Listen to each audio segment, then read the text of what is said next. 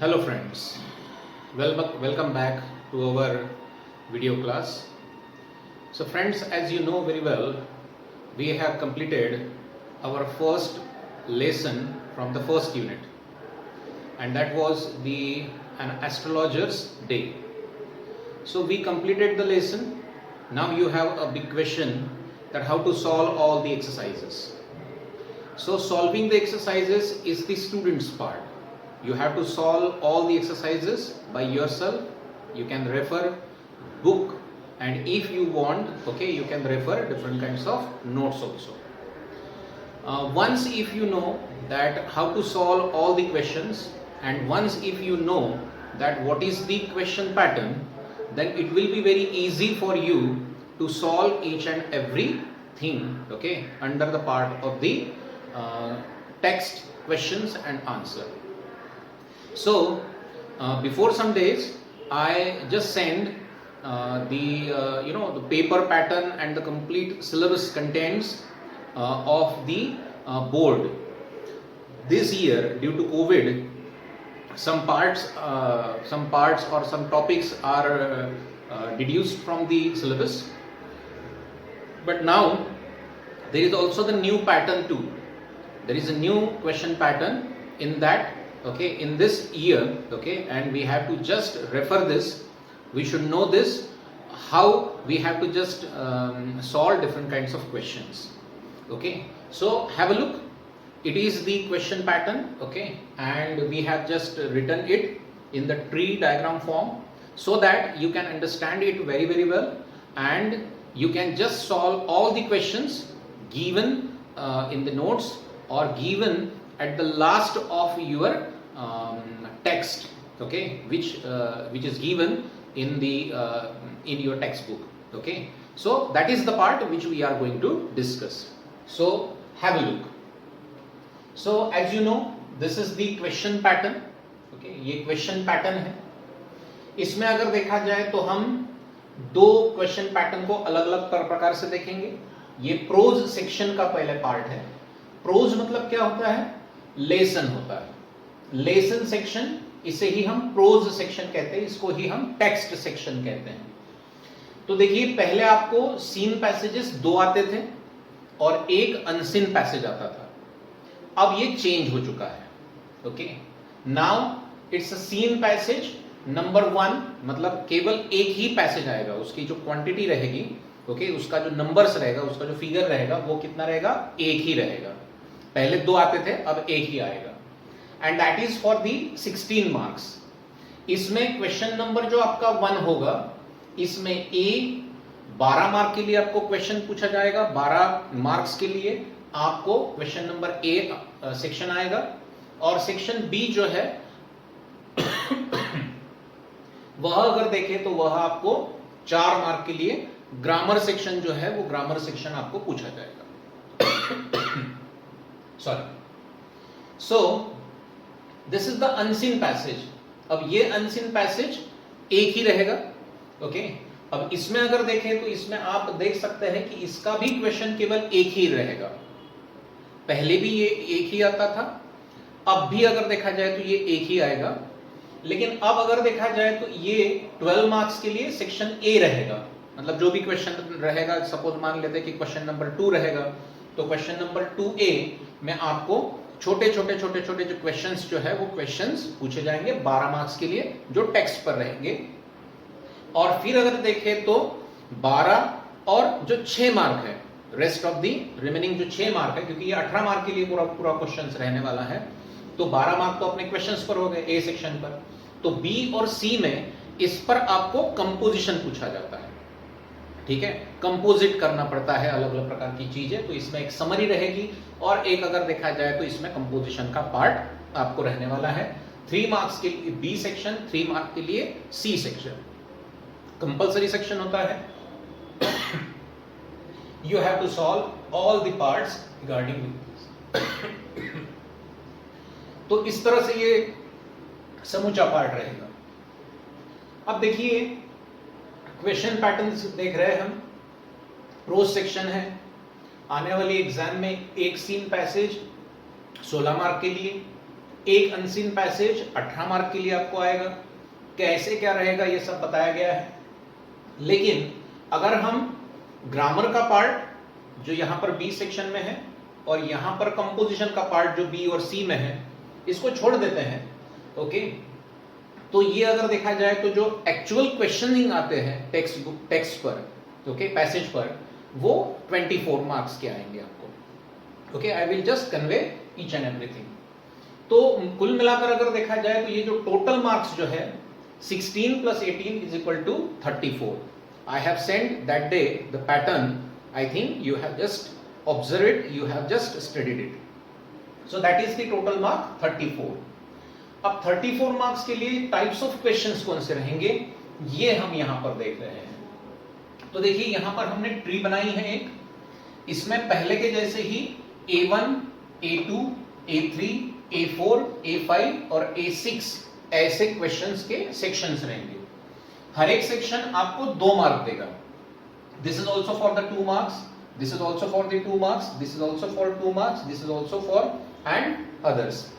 तो जो पैसेजेस रहेंगे, जो पैसेजेस जो है वह पैसेजेस जो रहेंगे इसमें अगर देखा जाए तो आपको देखिए 12 मार्क इसमें है, 12 मार्क इसमें, मतलब 24 मार्क्स ये हो गए, और 10 मार्क्स जो है मतलब यहां पर 4 मार्क्स ये बी सेक्शन में, और यहां पर अगर देखें तो 3 + 3 मतलब 6 मार्क्स, मतलब ये टोटल जो 10 मार्क्स है वो ग्रामर और कंपोजिशन पर रहेंगे। तो वो हम फिलहाल में स्किप कर देते हैं। जो एक्चुअल जो क्वेश्चंस रहने वाले हैं वो 12 + 12, ओके, मतलब 24 मार्क्स के लिए है। तो ये जो पैसेज का पैटर्न है ये आपका 12 मार्क्स के लिए रहेगा।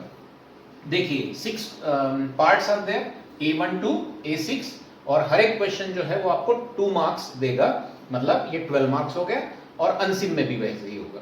Have you got this point? Good. अब देखिए A1 में क्या होने वाला है। तो A1 में जैसे पहले क्वेश्चंस आते थे पैसेज पर आधारित, ओके, कुछ नहीं है इसमें, कोई रॉकेट साइंस नहीं है। टेक्स्ट बुक में जो प्रोज सेक्शन जो होता है, एक बार आपको लेसन अगर समझ में आ गया, जैसे कि मराठी हिंदी में होता है कि एक बार अगर आपको लेसन समझ में आ गया तो उस पर ही फैक्चुअल क्वेश्चंस पूछते हैं, ठीक है। तो वो जो क्वेश्चंस जो है वो क्वेश्चंस का आंसर लिखना एकदम आसान है, लेकिन आपको एकदम नपा तुला आंसर देना है। ऐसा नहीं है, बहुत सारे लोग जो है वो मतलब उनको इंग्लिश समझ में नहीं आती तो वो क्या करते हैं कि क्वेश्चन में से कुछ पार्ट देखते हैं और वही पार्ट अगर देखा जाए तो पैसेज में कहां पर मैच होता है तो वो देखते हैं, फिर वो वाली लाइन, उसके पहले वाली लाइन और उसके बाद वाली लाइन, इतना सब कुछ लिख डालते हैं। अब आंसर अगर देखा जाए तो सही में उतना है तो विषय कुछ नहीं है, लेकिन अगर सही में आंसर केवल 2 ही वर्ड्स का है तो इतना आंसर जब आप लिखेंगे तो दैट इज एक्सेस आंसर, तो इस पर आपके मार्क ओके माइनस हो जाते हैं। तो इस बात का आप सभी लोग ख्याल रखें कि जितना आवश्यक है उतना ही आंसर देना है, ना उससे ज्यादा देना है ना उससे कम देना है। That is very very important. और टेक्स्ट आपको समझ चुका है, so there is no any problem. So ये ग्लोबल अंडरस्टैंडिंग वाले अगर देखें तो ये क्वेश्चंस होते हैं, that is the question of the global understanding. 2 questions आते हैं, नंबर ऑफ क्वेश्चंस यहाँ पर 2 या कभी-कभी 4 भी होते हैं, और ईच मतलब हर एक पर अगर देखा जाए तो 1 मार्क होता है, अमूमन 2 पूछे जाते हैं, ओके।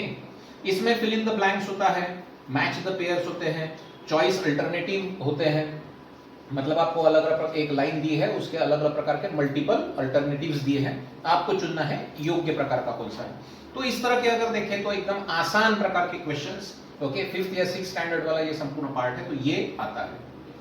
फिर आता है complex factual question, okay. Complex factual question ये एक ही होता है, ओके, अमूमन तो एक ही होता है, क्योंकि इसमें मतलब आपको जो वेराइटी ऑफ जो क्वेश्चन जो है वो तो सेम रहेगा, नंबर्स कम ज्यादा हो सकते हैं, मार्क्स भी सेम रहेगा। तो अमूमन इसमें एक ही क्वेश्चन होता है 2 मार्क के लिए।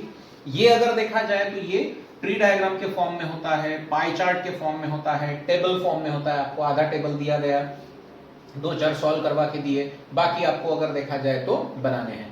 जैसे उदाहरण के रूप में अभी हमारा एस्ट्रोलॉजर्स डे हुआ है, तो भाई एस्ट्रोलॉजर्स की ये क्वालिटी थी, 2 भर के दी है, बाकी के रेस्ट ऑफ द जो है वो आपको भरनी है, ऐसा। या खास करके अगर देखा जाए तो वेब डायग्राम दी जाती है। अभी हमने अपने अलग अलग प्रकार के जो एक्सरसाइजेस जो है, ओके, उस एक्सरसाइजेस में टेक्सचुअल एक्सरसाइजेस में भी अगर देखें तो हमने वेब डायग्राम देखी है। तो उस वेन डायग्राम को आपको पूरा करना है। तो इस तरह का पूरा पार्ट ये A2 में आता है। That is very important question and very easy also. A3 में इन्फरेंस टाइप या इंटरप्रिटेशन या एनालिसिस टाइप क्वेश्चन आता है। मतलब दिया गया पैसेज पर इन्फरेंस क्वेश्चन जो है वो इन्फरेंस क्वेश्चन आता है। इंटरप्रिटेशन आपको करना पड़ता है। ओके, एक आधी बात पर आपको क्या इंटरप्रेट कर सकते हैं वो इंटरप्रिटेशन आपको यहां पर देना है, या एनालिसिस भी करनी है, कौन सी चीज कैसी थी, क्या थी, कैसा था, ऐसे। ये भी एक क्वेश्चन रहेगा, 2 मार्क्स रहेंगे इस पर।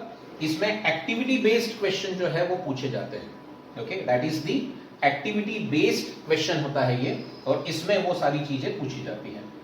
अब A4 जो है दैट इज द PRQ। इसे हम हमारी भाषा में PRQ, P मतलब पर्सनल, R मींस रिस्पॉन्स और Q मतलब क्वेश्चन, पर्सनल रिस्पॉन्स क्वेश्चन। ये भी एक ही क्वेश्चन होता है 2 मार्क के लिए, 2 मार्क्स आते हैं। पैसेज पर आधारित आपके क्या व्यूज है, ये इसमें अगर देखा जाए तो ये इसमें पूछा जाता है। और इसके लिए और ये इन्फ्रेंस क्वेश्चन के लिए मतलब अमूमन पूरे ही पार्ट में आपको आपकी प्रैक्टिकल इंग्लिश बहुत अच्छी होनी चाहिए। अगर आपने गलत सलत उत्तर अगर लिखा, या ये क्वेश्चन का आंसर खास करके आपने टेक्स्ट बुक में से या पैसेज में से ढूंढ कर अगर देखा जैसे कि वैसे डाल दिया, इसमें मार्क्स आपको नहीं मिलेंगे। इसमें जो कहानी बताई गई है, जो पैसेज में जो कहानी बताई गई है, उस पर आपका व्यू टेस्ट किया जाता है। ओके, कि भाई आप क्या चाहते हैं, क्या रिस्पॉन्स देते हैं आप। तो that is the personal response question. तो ये व्यू टेस्टिंग क्वेश्चन होता है, ये यहां पर बताया ही गया है, that is a view testing question. और देखिए अंत में हमने बताया है कि राइटिंग स्किल जो है वो राइटिंग स्किल के बेस पर ये क्वेश्चन होते हैं। ये पैसेज से तो रिलेट करते हैं, लेकिन ज्यादातर आपको अपनी लैंग्वेज में लिखना है। अपनी लैंग्वेज मतलब हिंदी मराठी का प्रयोग नहीं करना है। ओके, अपनी लैंग्वेज मतलब ऑफ कोर्स इजी इंग्लिश में अगर देखा जाए तो आपको सिंप्लीफाई करके उसको लिखना है, आपके व्यूज को प्रस्तुत करना है, और वो भी एक्यूरेसी के साथ। ऐसा नहीं कि कुछ भी अपन ने लिख डाला, that is not okay, you know, considerable over there. अब क्वेश्चन नंबर A5 और A6, ये A5 लैंग्वेज स्टडी पर आधारित होता है। मतलब हमने जो ग्रामर पूरा सीखा है वही ग्रामर, लेकिन टेक्स्ट बुक में से। ओके, आपको पूछा जाएगा, मतलब सेंटेंसेस जो है वो टेक्स्ट में से आएंगे, मतलब पैसेज में से आएंगे, and you have to solve all of them. तो ग्रामर बेस्ड क्वेश्चंस होते हैं, 2 क्वेश्चंस हो सकते हैं, कभी कभी 4 भी हो सकते हैं, 2 मार्क्स लेकिन इसमें आपको मिलेंगे। Each question is having same mark, that is 2 marks. तो this question is also for the 2 marks. और लास्ट में अगर देखा जाए तो लास्ट जो क्वेश्चन होता है A6 का, ये क्वेश्चन अगर देखें तो that is the vocabulary question. ये वोकैबुलरी क्वेश्चन होता है। इसमें वोकैबुलरी का जो पूरा पार्ट है, मतलब शब्द संग्रह पर आधारित ये क्वेश्चन पूछा जाता है। ये 2 या 4 वर्ड्स आ सकते हैं, mostly 2 words are given for the 2 marks, but most of the time okay 4 words can also be given. Okay, so आपको 4 मार्क्स इसमें, सॉरी 2 मार्क्स आपको मिलते हैं। इसमें नंबर ऑफ क्वेश्चंस आते हैं। कभी सिनोनिम्स आएगा, समान अर्थदर्शक शब्द, कभी आपको एंटोनिम्स आएगा, मतलब विरोधार्थी शब्द, अपोजिट मीनिंग वर्ड जिसको अपन कहते हैं वो। कभी अगर देखा जाए तो 1 वर्ड सब्स्टिट्यूशन आएगा, जैसे एस्ट्रोलॉजर। अब ये एक शब्द है तो इसका मीनिंग क्या होता है पूरा? Okay, the person who tells about the future prediction, okay, about anybody, that person is called as astrologer. देखिए एस्ट्रोलॉजर, ये एक वर्ड को हमने ओके बाकी पूरे इतने बड़े मीनिंग से अपन रिप्लेस कर सकते हैं। तो उसे अगर देखा जाए तो उसे हम ओके क्या कहते हैं? 1 वर्ड सब्स्टिट्यूशन कहते हैं। फिर अगर देखा जाए तो वर्ड फॉर्मेशन आते हैं। वर्ड फॉर्मेशन मतलब नाउन फॉर्म दिया है, एडजेक्टिव करो, एडजेक्टिव दिया है, वर्ब करो, वर्ब दिया है, एडवर्ब करो, तो ऐसा भी आता है। कभी कभी इसमें टेबल भी आता है, कभी मैच द पेयर्स भी आती है। तो variety of questions are here, but all the questions are based on the vocabulary. जो भी क्वेश्चंस बनेगा वो वोकैबुलरी पे बेस्ड ही अगर देखा जाए तो वो बनेगा। So that is why you should know how to solve it. Okay, अब देखिए करना क्या है। आपको जो टेक्स्ट पढ़ाया है आप उसको बहुत अच्छे से समझ लीजिए, फिर आप इसको 1 बार या 2 बार आराम से पढ़िए, टेक योर टाइम। आराम से पढ़ने के बाद में उसको अपने लैंग्वेज में अच्छे से समझा कर लीजिए कि कौन से लाइन में ओके क्या क्या मीनिंग दिया गया है, ठीक है, कौन से अलग अलग प्रकार के डिफिकल्ट वर्ड्स का क्या मीनिंग दिया है वो भी आप ध्यान में रखिए, कौन से ग्रामर के सेंटेंस इसमें दिए गए हैं, कौन से वाक्य को अपन चेंज द वॉइस कर सकते हैं, कौन से वाक्य को अपन चेंज द नरेशन में कन्वर्ट कर सकते हैं, को कहाँ पर हम यूज टू कर सकते हैं, रिमूव टू कर सकते हैं, different kinds of questions are based there in the language study means in the part of the grammar. और बाकी जो क्वेश्चंस है वो आप अपने हिसाब से छुड़ाइए, छोटे छोटे क्वेश्चंस आप अपने आप को पूछ सकते हैं, ओके जैसे कि एस्ट्रोलॉजर का अभी अपना एक टेक्स्ट हो चुका है तो उसी का मैं एक एग्जांपल दूंगा, that will be fine for you, कि भाई एस्ट्रोलॉजर कहाँ रहता था, वो कौन सी एक्टिविटीज करता था, उसमें कौन सी अलग अलग प्रकार की क्वालिटीज थी, उसके रोजमर्रा के जीवन में क्या होता था, वो प्रेडिक्शन जो दूसरों को करता था, आप जानते हैं कि उसको किसी भी प्रकार का एस्ट्रोलॉजी का कोई भी ज्ञान नहीं था,